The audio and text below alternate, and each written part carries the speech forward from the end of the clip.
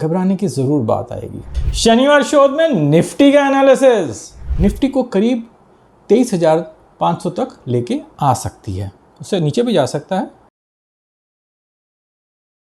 तो यहाँ पे कुछ पुरानी रेखाएं बनी हुई हैं और कुछ पुराने नंबर्स भी लिखे हुए हैं। कैसा रहा हमारा पुराना एनालिसिस, चलिए चेक कर लेते हैं।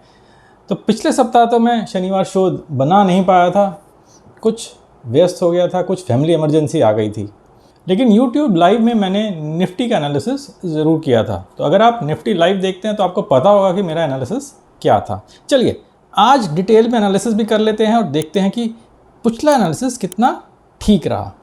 तो पिछला एनालिसिस हमारा ये कह रहा था कि ऑरेंज वेव मिनिमम अपसाइड 26,500 है, तो वो तो अभी देर से आएगी, लेकिन ये मान के चलिए कि निफ्टी का अप ट्रेंड इंटैक्ट है, निफ्टी ऊपर ही जा रहा है। लेकिन इसका ये मतलब नहीं है कि वो सीधा ही ऊपर चला जाएगा और अगले 1-2 सप्ताह में ही 26,500 पहुँच जाएगा। इसका ये मतलब है ऊपर नीचे करते करते ऊपर जा रहा है। तो क्या आपको निफ्टी ने सरप्राइज़ कर दिया है, सीधा ऊपर ही चला गया है? आपको लग रहा था वॉर हो रही है, स्टेट ऑफ हॉर्मुज क्लोज्ड है, ये सब क्या हो रहा है, इतने जल्दी से ऊपर कैसे चला गया, अभी तो और नीचे गिरना चाहिए था। तो ऐसा ही होता है, निफ्टी या कोई भी स्टॉक मार्केट इंडेक्स या स्टॉक न्यूज़ के आने से पहले ही उल्टा चलने लग जाता है, मतलब रिवर्स कर जाता है। न्यूज़ बाद में आती है, कारण बाद में आते हैं, लेकिन सेंटीमेंट पहले ही चेंज हो जाते हैं। अब आपने देखा ही होगा, जनवरी के आखिर में मैंने शनिवार शोध में बोल दिया था कि निफ्टी 21 से 22,000 जाएगा। अगर वो आप वीडियो देखना चाहते हैं तो इस वीडियो को ज़रूर देख लीजिएगा। तो उस पर मैंने ये बोल दिया था कि 21 से 22,000 चला जाएगा। तो 21,000 तो नहीं गया, लेकिन हाँ 22,000 चला गया। लेकिन उस टाइम कोई वॉर की न्यूज़ नहीं थी, कोई अमेरिका या इजराइल ने ईरान पे अटैक नहीं किया था, कोई स्टेट ऑफ हॉर्मुज क्लोज नहीं थी, कोई गैस की दिक्कत नहीं थी, कोई ऑयल की दिक्कत नहीं थी। फिर भी हमारे चार्ट्स ने इंडिकेशन दे दी थी कि निफ्टी नीचे जाएगा। अब चार्ट्स को ये नहीं पता होता कि एग्जैक्टली कहाँ तक जाएगा, चार्ट्स को ये भी नहीं पता होता कि टाइमिंग क्या रहेगी। चार्ट्स को ये पता होता है कि कुछ हो सकता है, कुछ नेगेटिव होने वाला है, और वही हुआ। और उसके बाद जब मार्च के एंड में सबसे ज़्यादा ख़राब न्यूज़ आ रही थी, कोई सीज़ फायर का कोई न्यूज़ नहीं थी, तब मैंने बोल दिया था अब ये निफ्टी बॉटम है या नियर बॉटम है। आप ये वाला वीडियो ज़रूर देखिएगा, उसमें मैंने यही बोला हुआ है कि बॉटम है या नियर बॉटम है। और उसके बाद तो क्या फराटेदार निफ्टी ने तेज़ी बनाई, एकदम ही जंप कर दिया। अप्रैल बिगनिंग में ऐसा उठा कि वो रुकने का नाम ही नहीं ले रहा है, और सब लोग सरप्राइज्ड हैं। तो अगर आप इस चीज़ को समझना चाहते हैं, नेक्स्ट वेव की पावर को समझना चाहते हैं, तो मेरा कोर्स ज़रूर अटेंड करिएगा।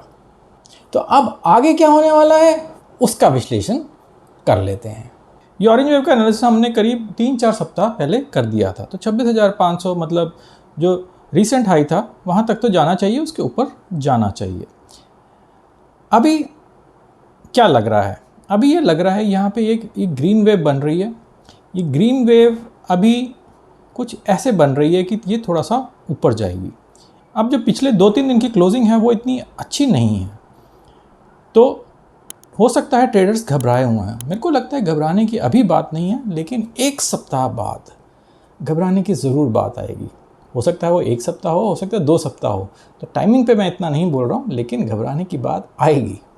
तो मुझे जो लग रहा है कि अभी ये ग्रीन वेव थोड़ी सी और ऊपर जाएगी। यहाँ जाने के बाद जो ज़्यादा प्रॉबिलिटी है वो यही है कि ये जो रीसेंट हाई बना हुआ है 24,600 मान लीजिए, उसके ऊपर जाएगी। और मेरे को मिनिमम लगता है 24,700-800 तक तो जानी चाहिए।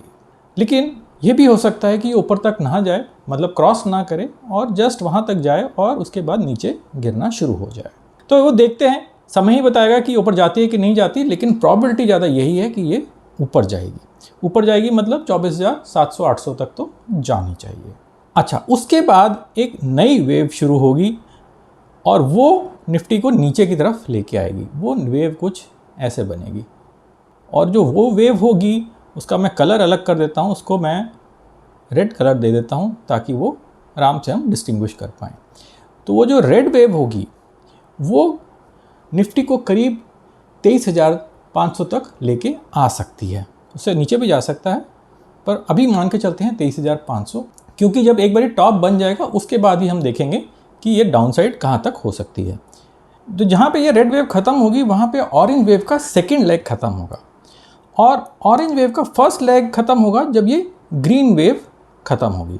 तो कुछ ऐसा सा बनेगा, और उसके बाद ऑरेंज वेव ऊपर चलेगी, और ऑरेंज वेव मुझे लगता है कि मिनिमम 26,500 तक जानी चाहिए, लेकिन उसके ऊपर भी जा सकती है। कहाँ तक जाएगी ये तो समय ही बताएगा, लेकिन हो सकता है 28,000, 29,000, 30,000 तक भी जा सकती है। तो आप उसके लिए प्रिपेयर्ड रहिएगा।